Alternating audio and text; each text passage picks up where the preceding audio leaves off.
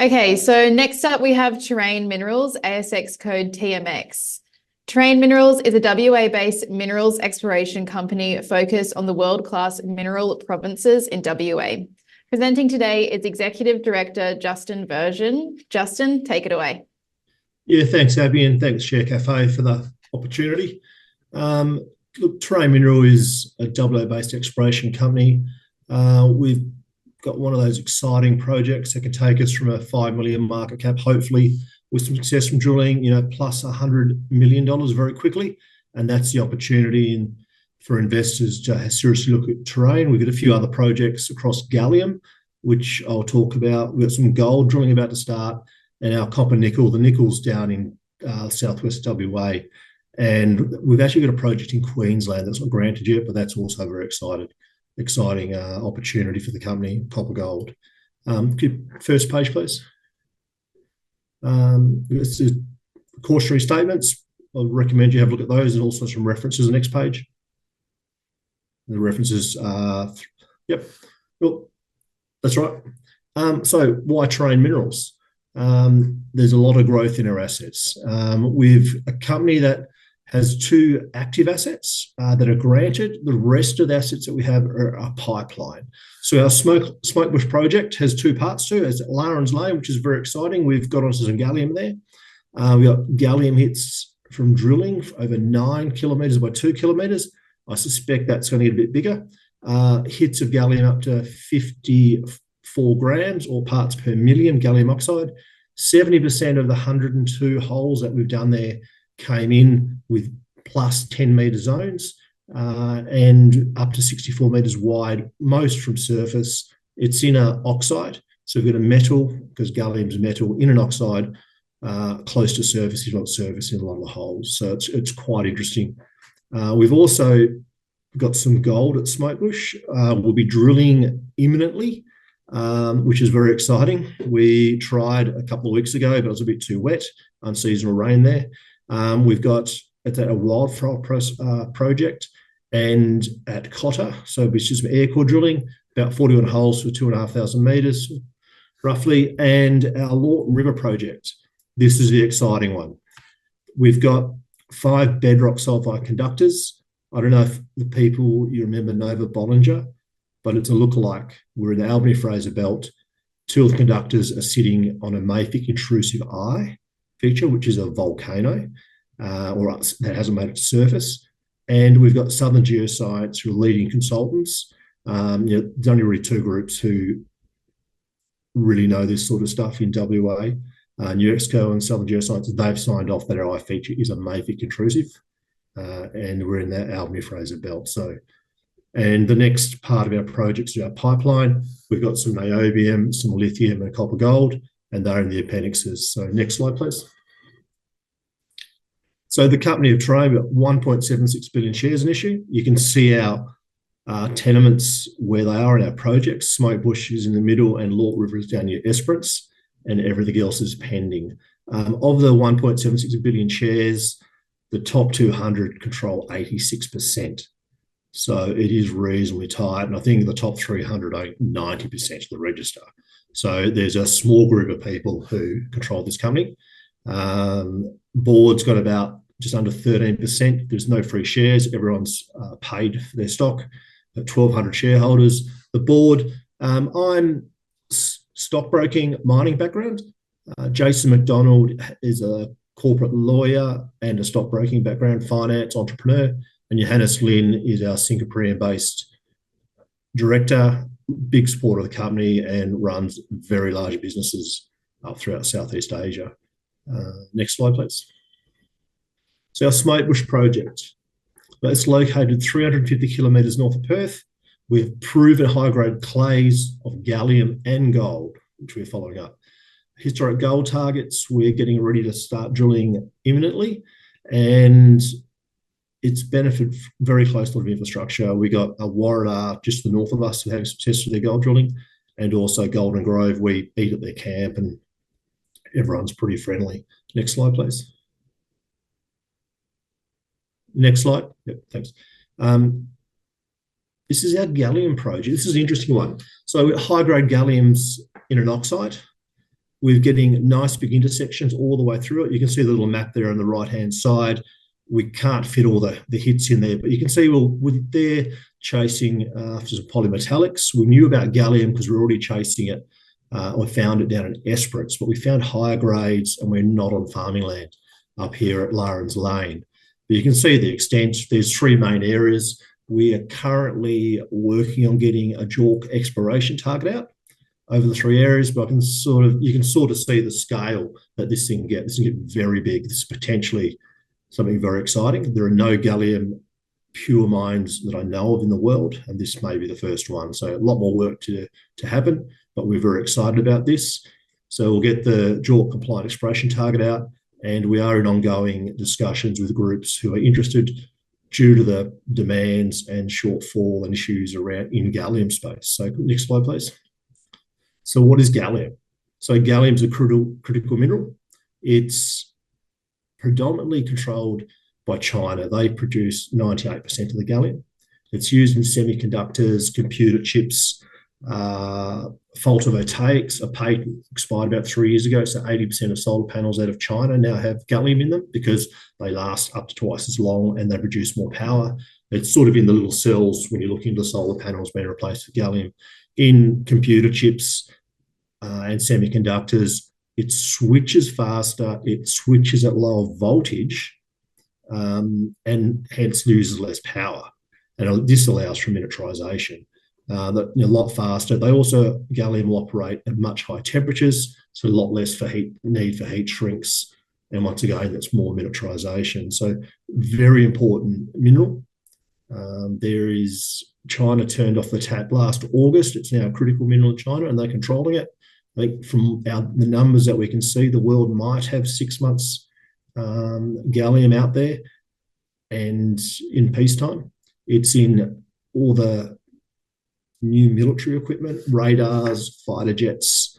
So it's something that we need, missiles, but also there's no AI or quantum computing without it. These componentries are critical for pretty well everything in electronic space as we go forward.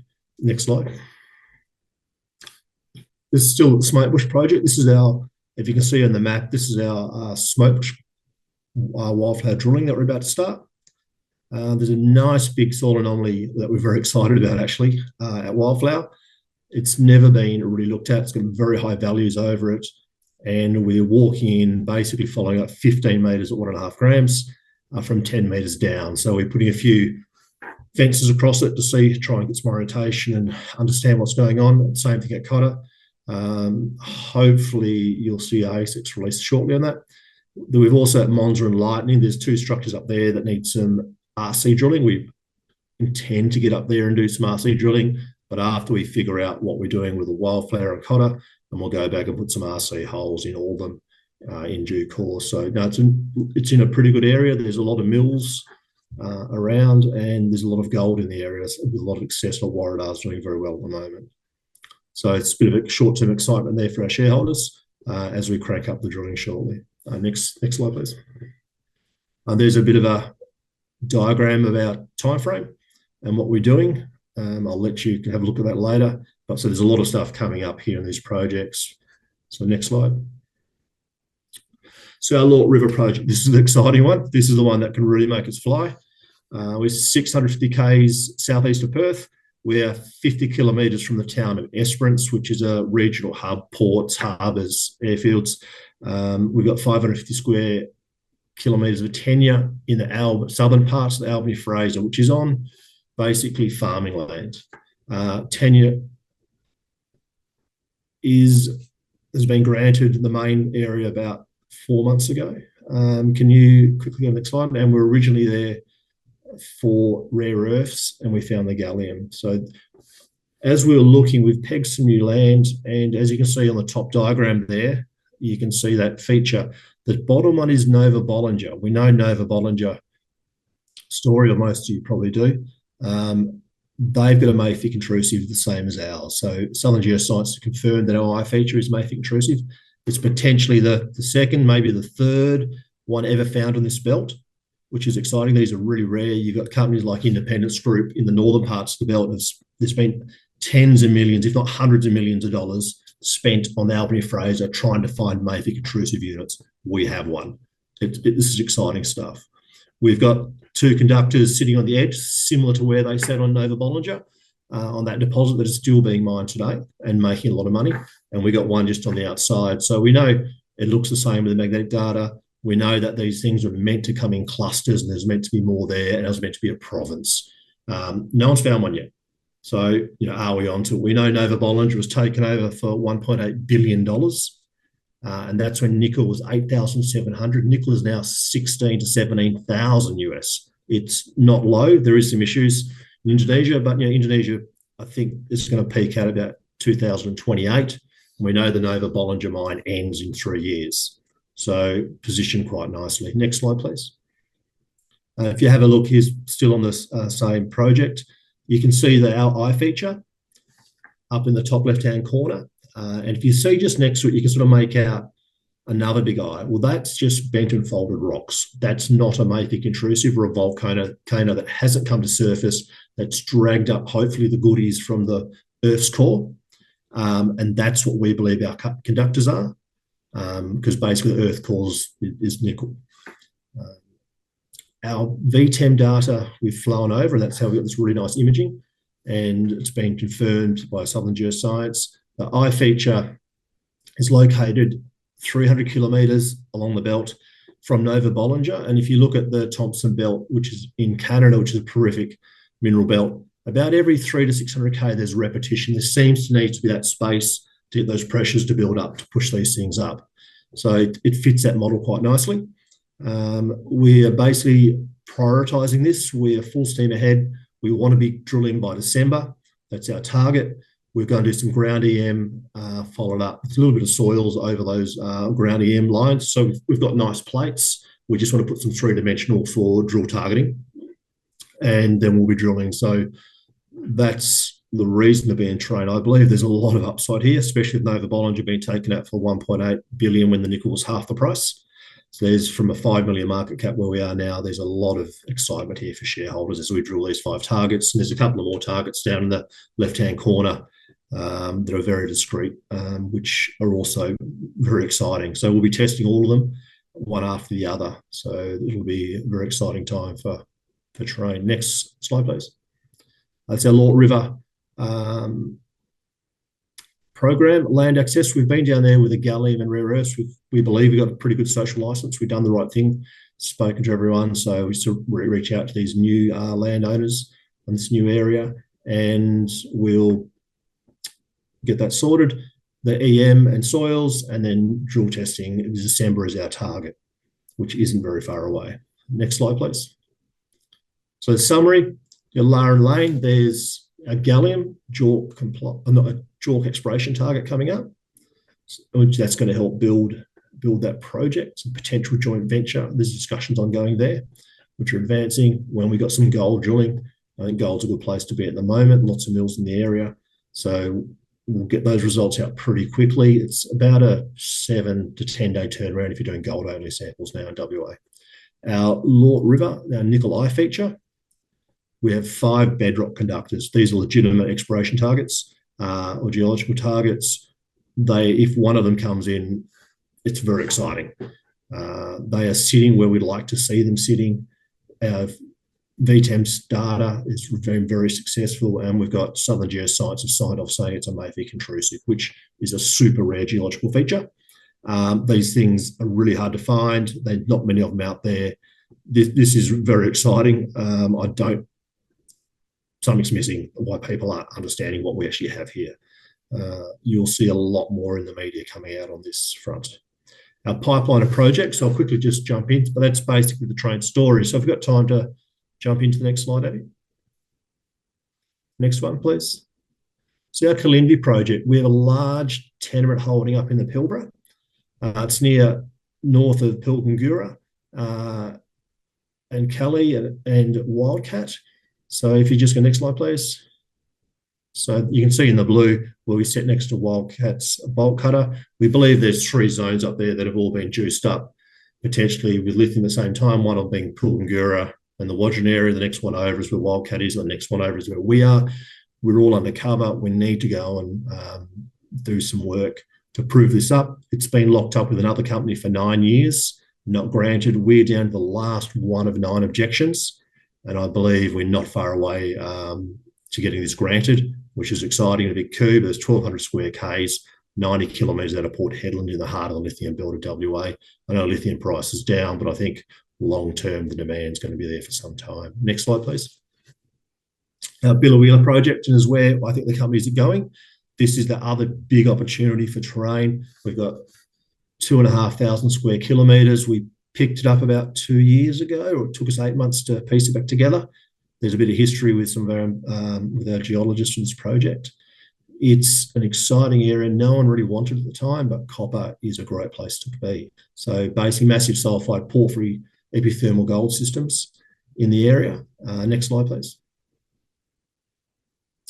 As you can see, that's our Billa project in the green, and the little red boxes are the targets. So there's copper up to 9% copper rock chips previously from historics, 2 gram gold. There's copper hanging out of the ground. I've been out there and walked around, Goldfields, Rio, Newcrest have owned this. It's been locked up in a couple of companies the last 15 years and had no work. So we're north of Krakow, which is a very historic gold mine, and we've got Billa to the north.